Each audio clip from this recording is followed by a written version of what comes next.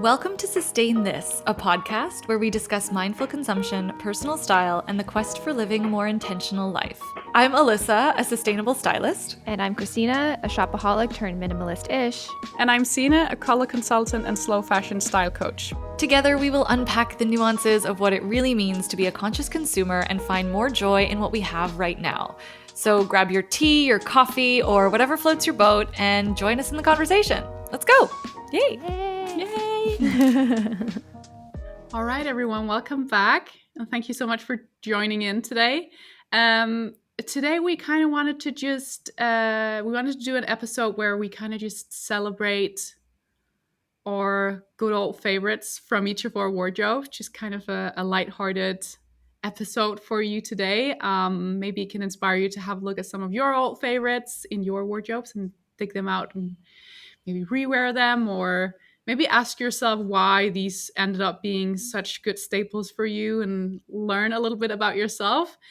So I guess we've all picked out 5 pieces that we've each had from our wardrobes for 5 years or more. Who wants to start? I can. You want to? Such a cuter. You have them behind you. Yeah, so if you're watching on YouTube, Yeah. Alyssa's gonna show and tell. Oh my god. Wait, what shoes are you wearing? Let's see that. This is why you guys got to watch on YouTube to get the visual. Wow. Ooh, oh my god, those are tall. Thank you. Rep pumps. I have so much to say about the I have so much to say about these shoes. I can't even, this is probably a whole other topic. So in my community, we do these like monthly slow fashion style challenges. And this month it's color. And this week we do I do a specific one every week. And this week is try and dress with a pop of color. And so these shoes are one of my only pops of color. She's doing yoga. If you guys are listening on Spotify or Apple. Yeah. Story of my life. I always complicate things. Anyway, so these shoes are, I got them when I was still managing the shoe store. So I want to say 2012. I want to say they're a 3.5-inch heel. They are Schutz, made in Brazil. And I know, by nature, a heel isn't really comfortable, but these are actually ridiculously comfortable. I've worn them, I don't know, I've worn them so often. And so anyway, because of this challenge that we're doing, I wore them the other day as my other pop of color. And I wore them all day long at my desk. And now I just wear my heels around the house all the time when I'm working because I feel good. That. Yeah. We talked about that. Remember? Yes. In one episode, we talked about work from home. And I love that tip because I'm schlepping around in my bed bare feet. And it makes me feel, no matter how put together I feel working from home, if you're just walking around in your bare feet or slippers, there's something that just kind of brings it down a little bit. So one of your tips was to wear your fun shoes. Indoor shoes. Whether it be a cute ballet flat or if you want to go all out like Alyssa and wear a full-on red pointed toe pump, 3 inches high, great. But I do find that's kind of, it's fun. It makes you feel like I'm working at an office somewhere else and not just at home. I take myself more seriously when I'm wearing particularly a pump. I take myself more seriously at work. I had to have a tough call with my accountant yesterday and I felt great because I was wearing the pump. Isn't that weird? That's a great tip, actually. Maybe I should do that next time I have a serious talk on the phone with someone. Excuse me. It's fashion psychology. It's a thing. Yeah, but it's true. So anyway, these shoes, 12 years old, and then for the sake of this episode, my power of my people, full on plug for this beautiful Canadian company. Yeah, right? I've had this since I want to say 2017 or 2018. So that's for 6 years. It's the ultimate. I love it. It's Canadian. It was they were one of the first brands who I ever collaborated with. So it's got a lot of that really nice sentimental value. But it pulls through. It's when you don't know what to wear, when you don't know if something looks good, when you're going to an event, and I never know if you're lost, you just put either this one or any of their shirts, really. I always feel like myself. I have my my Everlane trench coat on my list as the next item, or as my first item, sorry. So yeah, I believe I've had it since 2017-ish or 18 maybe. And it's just a really lovely, like, classic piece. The color is great. I love the color. I feel like color of trench coats can be a little bit tricky to get right, especially if you're looking for like something very specific. I definitely don't want the color of my trench coats to be too warm. I want a slightly more neutral undertone, kind of beige. I just feel like it goes better with what I have like in my wardrobe generally. And it's just a really beautiful piece. Like, it's definitely starting to show signs of wear. Like, there are little loose threads in some of the buttons, and inside one of the sleeves the lining is kind of coming apart a little bit. And even though I've tried to wash it, there's, around the neckline sometimes it gets a little bit discolored, especially since the fabric of like trench coats can be kind of it's often kind of it's coated almost so that it's water repellent. So it really does tend to like suck like color, like makeup and stuff into the fabric, and it's kind of hard to get out. But overall I feel like it still looks great. It's a classic piece, and I wear it pretty much all through the year except winter time. And yeah, I just love it. I feel like it's one of those pieces that just elevates anything I'm wearing because it's so classic and kind of structured. I'm kind of thinking about changing up the buttons on it, though. Maybe getting the lining stitched back together, or maybe even changed entirely. I'm not completely sure. But I'm thinking maybe changing up the buttons a little bit to give it a new lease of life. They're quite contrasting and like dark right now, so I feel like a tortoise shell or something like that would be quite nice. So yeah, that's the story of my trench coat. Part of me, when I was thinking about this, I'm like, when was 5 years ago? Like, in my mind, time is just so. Do you guys have COVID as like your yes, post, like pre and post? So I'm like 2019, 2020. I'm like, I don't know. It's all blending together. Yeah. 2022 was last year, right? Like, that's how I feel right now. Yeah, you're right. So, yeah, the first thing that came to mind for me were my Converse Chuck Taylors. I've had those for quite a long time, but I kind of go in phases with them. So right now I'm preferring more of like I want my feet to like not be so squished. But I find a Chuck Taylor always kind of cycles in and out of wanting to wear it. And I just think it's so classic and easy. And yeah, I've had mine forever. They're awesome. Yeah, I love it. Yeah, and they last. I don't know about now. See, my thing is now it's like if you have pieces that are 5 years or older, hold on to those for dear life, because I feel like if you had to replace it now today, it would probably be made worse. That's one thing that bums me out about buying new clothes. I feel like it's hard to find. It's hard to make the money match the quality these days. So if you have your older pieces, yeah. I think Alyssa talks about separating the idea of the age of a garment from how much you love it or wear it. And because in my mind, sometimes I'm like, this old thing, like, I don't really care about it. I don't want to care about it as much as buying something new or something new that's come into my wardrobe. But there's so many great things about that. And I think separating the age from what the garment actually is and what the tool it is in your closet, like how it acts as a piece that builds your outfits and your wardrobe, I think that is such a nice mindset, such a nice way to look at it compared to this old thing, Yeah, you're right. Yeah, that's a great little tip, like an additional little tip for this topic, I think. Yeah. Another one that comes to mind are my mom. So my first pairs of vintage Levi's all came from my mom, and she pretty much wore exclusively. I don't know if this is a model that's only in Canada, but they all say 531 and they all say made in Canada on the label. But if I were to compare a more universal vintage cut, it would be either the 550 or the Levi's 512. I have two pairs. They're a high rise with a zipper fly, and they have a lot more room in the hip, and then they kind of taper at the leg. So they're kind of a true mom jean, but they're always just so good. And I love that, she wore those all through my childhood, and now I get to wear them, and they're just like, they're a piece that I will never get rid of them. Even if they don't fit anymore, I'm I'm not getting rid of them. Those are staying in my wardrobe forever. I love that. I love that, because that's obviously very sentimental for you, but also just like you say, if you have something in your wardrobe that you love wearing, you also reach a point where it becomes sentimental for you because you've worn it in so many different places. And I feel that way about my Acne Jensen boots, for example. I think I've mentioned those before, but it's like I just cannot get myself to part with them because even though they're quite worn, they're still a great boot, and they've traveled with me so many places. And I feel like that's the cool thing about having things for such a long time in your wardrobe, is that you really start you start looking at the piece differently.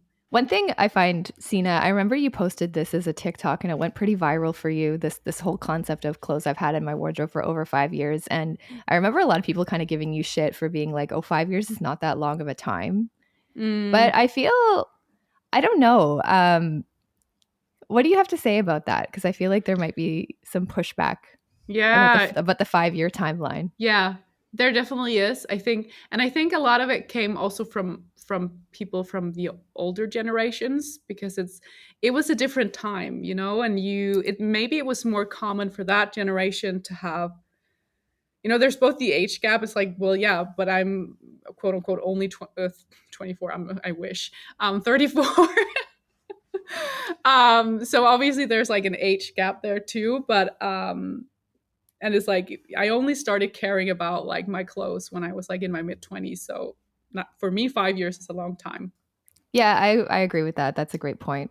Yeah, because when you're younger, you're still exploring your style, and we really grew up with the fast fashion stores, so we had to start at some point, I feel like 5 years is a long time in today's It is a long age. time.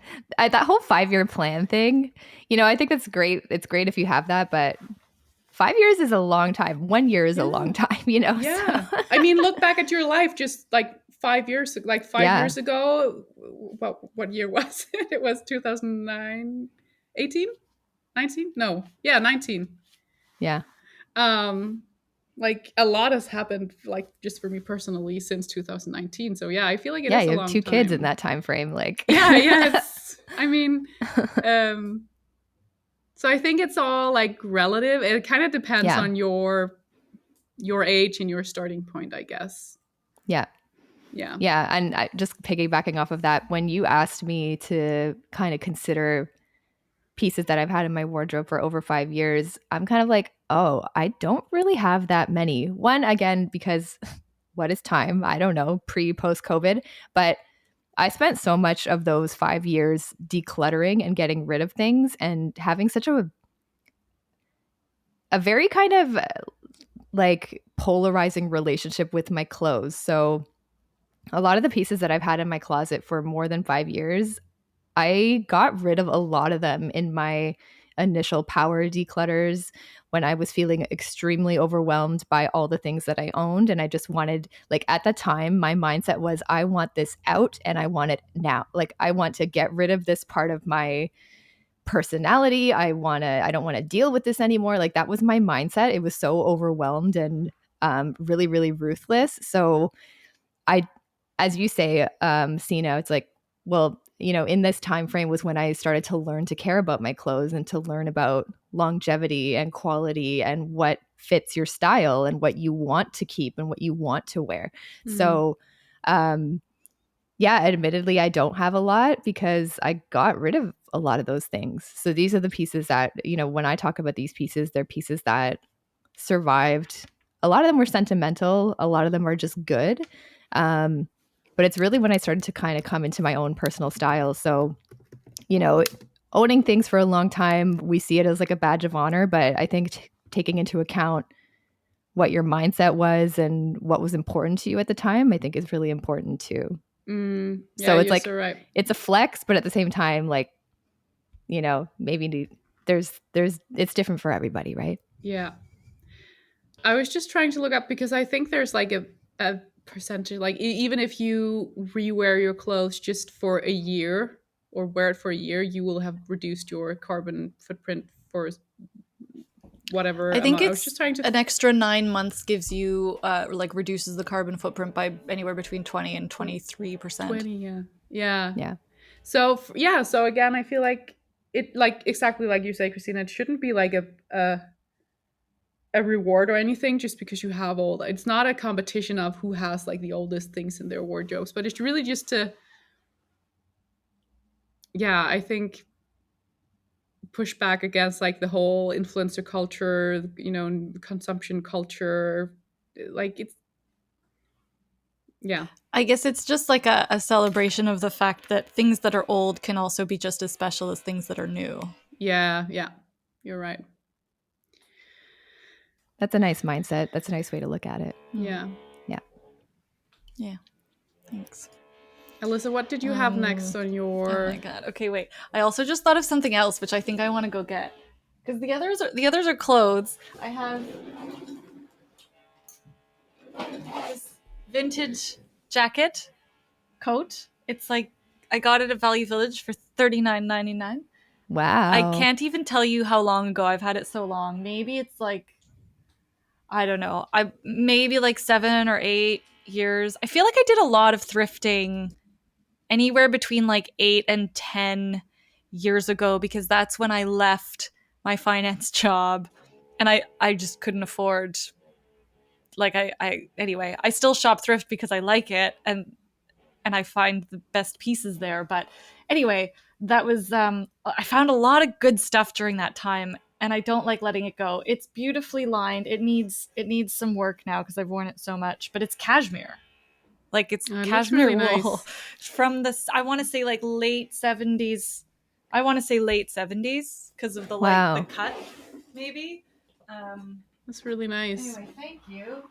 But I'm glad we're doing this because, to be honest, I've received some other coats that are equally great and awesome, and the silhouettes are maybe a little bit more current. But I'm glad we're doing this because I'm definitely going to pull this out a little bit more this season.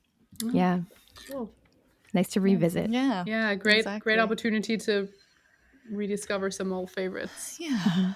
Yeah, and it's neat because it's like, do you have things that are like old and yet they still match your style or your color palette? Like, I didn't know that tan is such a huge part of my closet, and I still love it. And when I grabbed that coat, I remember thinking like, oh my God, tan, amazing. I love this. But like 20, whatever, how old I was, Alyssa didn't like have that mindset, and yet it still fits in seamlessly with your closet. Do you guys have pieces like that you're like, wow, smart move past? Yeah. I kind of like both like pieces I have in my wardrobe, but also just when I'm curating inspiration, it's always the same looks that I get inspired by or like drawn to. Like, yeah. I feel that my way whole about color palette's black and white and jeans, so yeah, that's been pretty consistent.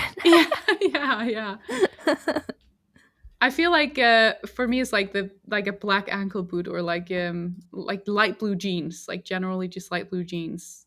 Like it just, they're just some pieces that you never get tired of.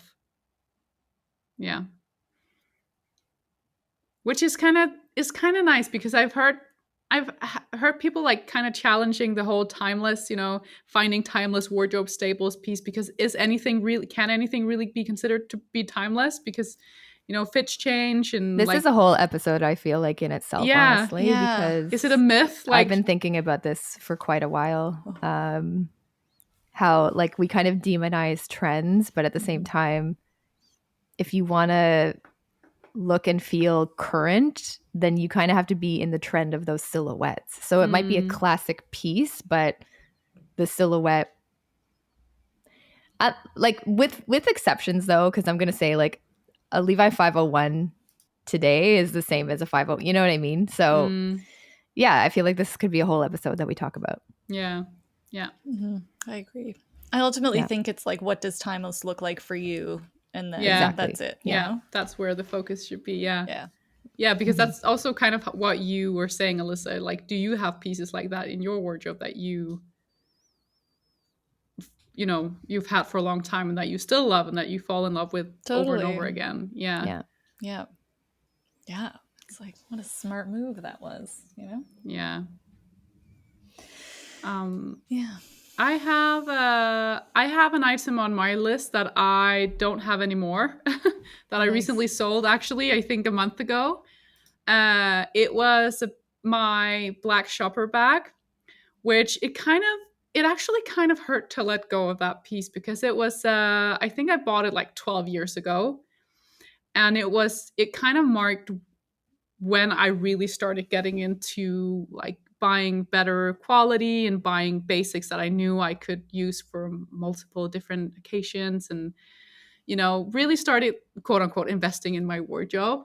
But I just haven't reached for that bag for like, I can't actually remember the last time I wore it. I think it might be when I still had a job in like an office. I would use it to carry like my stuff and my computer and things like that. So it's definitely like maybe 7 years ago since I really wore it on rotation. So I think I kind of held on to it because it had so much sentimental value to me. It kind of had a story. Again, it marked the beginning of my minimalist journey, if you will. And it was a really beautiful bag. But then at the same time, it's also like a bag like that, I feel like it kind of just deserves to get worn. It was just sitting in my wardrobe. I know some people would probably say that I could have saved it for my daughter or something like that, but I decided to part with it in the end. So yeah, and I actually feel kind of like, I don't want to say that sounds really deep, like that I feel like kind of light. I think it's kind of that I feel lighter now that I let it go. I definitely don't, but it's it's nice to know that it's now out there living a new life with someone else. I think it's neat to chat about, like, I liked both of you have these different experiences, like Christina with her Converse sneakers, and then you with this bag, and you decided to let yours go, and Christina has the ones that like flow in and out, which I think happens to a lot of us. So Sina, what was it over the years, like you would reach for this bag and you just wouldn't wear it? Like, why? I think it probably comes down to the fact that I just have other bags that I love more and that I wear more, in colors that I like more, brown and like other colors that I just enjoy wearing more. And then also, this is maybe more of a styling tip, but it was kind of a big bag, like a big rectangular bag, and sometimes I felt like the bag was wearing me. I wouldn't consider myself as like petite, but I'm definitely not super tall either. So I feel like maybe I also just learned to play with proportions more. Like it just felt too big for me, kind of. So it could also just have been my own journey in terms of like knowing how to balance my outfits and play with proportions. I like that. I think it's because decluttering is such a difficult thing, and letting items go is such a difficult thing. And that's a really neat observation, is to, like, the more you know yourself and the more you know your style, you're more confident in doing that declutter. Yeah, because there are often these like these preset like ways of decluttering. Oh, if you haven't worn it more in 3 months, then you should part with it. But really, it's a little bit more complicated than that, I think. Yeah, exactly. Like, you learned about proportions, you learned about the colors, and now you know exactly what it is you like. And Christina, on her hand, like, you know that those are always going to be a part of your look. Maybe not right now, maybe not 2024 Christina, but 2026 Christina might want to pull them out again. You know what I mean? So I think, unless I start wearing those like barefoot shoes. Oh boy. My feet feel so squished in the Converse. It's like, Anyways, but I agree. Like, and I kind of want to touch on that point. It makes me think about like the idea of the 3-month rule of decluttering and stuff. I just think back on a lot of those minimalist rules, and at least where I learned, a lot of them came from men. And again, I don't want to make this like men versus women, anything like that, but a lot of the gurus and the authorities in that space were men, where they just focused on simplifying their wardrobe down to the black t-shirt and jeans. And I think it really discredits and kind of brushes the value that I think, and it's not just women who put value on clothing. There are people out there who value their clothes. And I think it was you, Sina, when I was like hot in my decluttering phase years ago. You sent me a DM and I was debating on whether or not I should get rid of this one blazer and my thought was like, I got to get rid of it. I got to be ruthless because I just don't wear it a lot, but I really like it. And you told me, this is like when we were just starting to become friends, and you were like, it's okay to have something in your wardrobe that you don't wear a lot, you know? Like it can just be there. And that's kind of part of your story and part of what you love and part of that whole curation process. And it made me really kind of let go of those rigid timelines and rules, and kind of just, for me, made me really reevaluate like, what's the goal with my overall closet? And when you're thinking about decluttering, and whether it being buying something new, letting things go, yeah, what's the overall goal? And I think we talked about, like, I feel like maybe now I'm sort of in my era and like walking into that space of, I want to buy things to keep for the next 10, 20, and so on years. You know, I want to buy those pieces that I pull out that make me excited and that are going to last and that I'm still going to wear because now I know myself better and I know what I want, you know? So I think, yeah, I guess it just makes me think of like, what's the goal? And maybe there doesn't need to be like a timeline on those things necessarily. Yeah.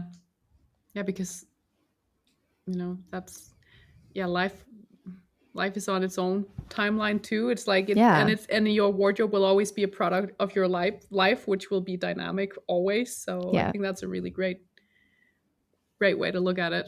Alyssa, I actually have the Power of My People shirt too on my list. Just in a light blue. Which one? Light blue version. Yeah, the linen.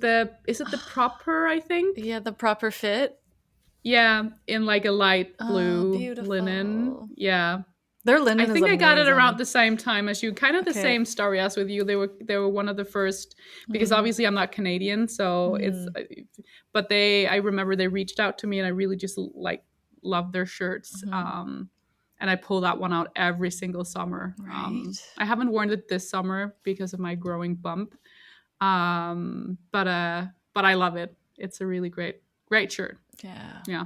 I love that about them. Like they're so, was probably a whole other conversation about like a brand that has a really strong point of view. And I think that's why they're still here. Like where we see a lot of slow fashion brands closing, I think they know what they like, they know what they do well, and they're not worried about pleasing everybody, you know? Like, I think that's such a, like, I mean, we're talking about longevity, so maybe there's a little bit of a parallel, but like having a solid point of view that you believe in, and yeah, it can change over time, but it's, it's really good.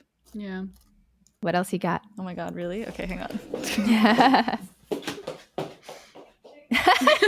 She's running out. Like running in her heels to go hear her heels like on the floor. Click.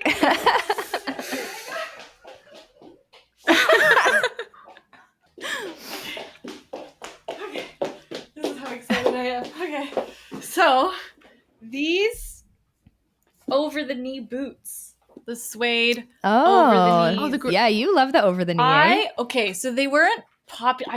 I love the over the knee. I think it's like the coolest. Look, they need to get suede cleaned. But like the heel is good. I don't know. I just I love them.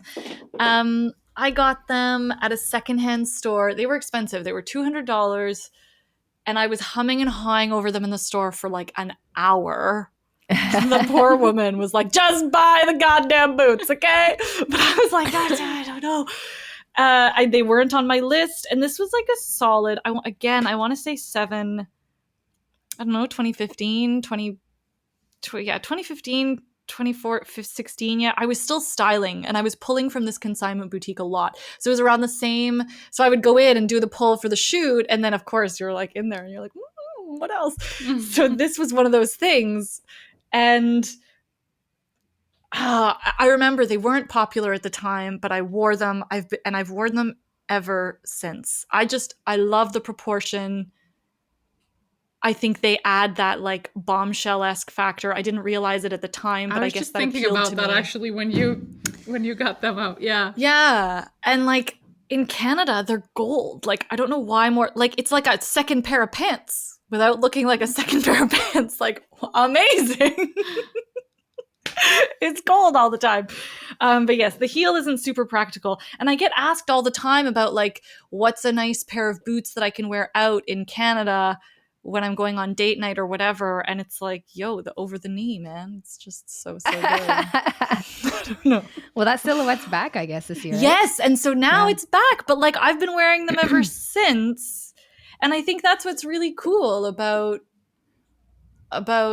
knowing what you like. I think there's a difference between knowing what you like and knowing your style. Like, I didn't know how these would inform my style in the way they do now, but I knew I liked them. And I couldn't put my finger on why. So it's like bridging that gap now is a lot easier, but before it wasn't. Yeah. So they were like I think they were a hell yes, but you just had to take a little bit of time to get there. Yes. Yeah. Yeah, that's a really good description. They were for sure a hell yes. They still are. They're so good. Yeah. Taken to the cobbler like twice. Yeah, a couple of my other pieces I was thinking they're from Aritzia. Ooh. Because I was such an Aritzia girly back in the day. I still am, like, here and there. They've got good stuff. So one is the Aritzia agency blazer. So it's made of 95% wool, 5% elastane. And it was kind of like my first kind of foray into like the sharp but oversized blazer. So it has some nice little shoulder pads. It still fit well. It's like getting a little tight actually, but nice. But it's still really nice and structured, and it's just like super classic, but still feels modern at the same time. And yeah, it's just one that I've never been able to let go. It's just the easy black blazer, and the other one is so weird. I don't know why. It's the sculpt tube top. So it's like this little cropped tube top with some very exaggerated rib details. And it just goes straight across, like square neckline, a little bit of a crop. And does it have straps? No straps. Okay. So, and I just always go for it when I want to dress up. Because when I dress up, it's like not really that dressed up, you know? So I'll do like a nice pair of jeans and a blazer, and then the tube top gives me a little bit of skin, and then the crop gives me a little bit of skin. And then because of the ribbing detail, the exaggerated ribbing, so it's not like a rib jersey. It's like a rich kind of gutsy ribbing. So it looks a little bit more elevated. It adds some texture. And it's always something that like every single declutter, even those years ago, I'm like, I don't really wear this a lot. But you know, you love it. I like it. Yeah. And it stayed. It survived all of those declutters, even the declutters that I've done this year. So yeah, I'm shocked that I still have that, but it's a good piece if I think about it. I feel like it's almost like a signature for you, that silhouette on you. Yeah. Yeah. I really like that silhouette. So yeah, it just works. I love that. So it's kind of funny. It's like thinking about style evolution. Maybe we should do a whole episode on style evolution. Yeah. When I think about it myself, I think it's pretty consistent. Yeah. As much as I want to think how much like maybe the pieces evolved, like the silhouettes have evolved, but in terms of the color and in silhouettes, I mean, you know, like maybe it was a skinny jean and now it's a straight leg jean or a wide leg jean, you know. So that's what I mean by silhouette, but it's still the base is still there, which I find fascinating. Yeah. Yeah.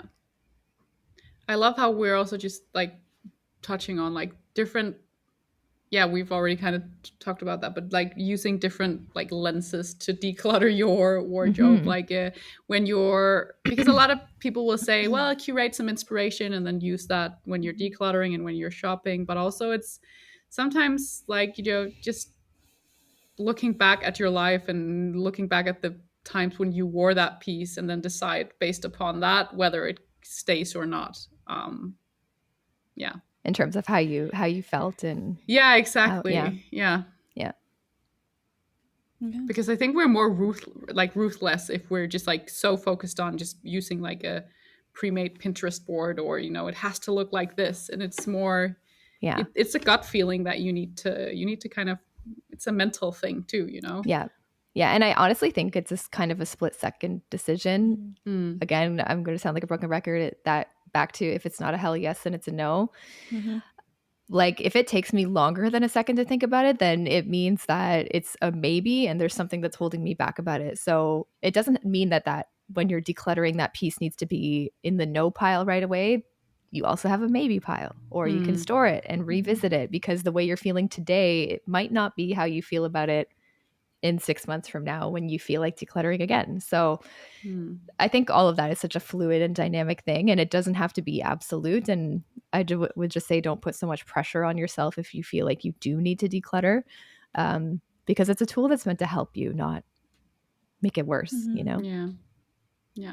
I think that was a really good discussion. And like Sina said, it kind of led to some other good ones, which hopefully we'll chat about in future episodes. But in the meantime, if you liked this one and you are on YouTube, give it a like. Don't forget to hit subscribe. Don't forget to hit join. Also, if you want to get some exclusive content and get deeper into questions and slow fashion chatting. And if you are listening, don't forget to rate and subscribe to the podcast as well. We love hearing from you and love the support. It helps us do more of this work. So thank you again. Have a wonderful rest of your day or wherever you're at, and we'll see you in the next episode. Ciao.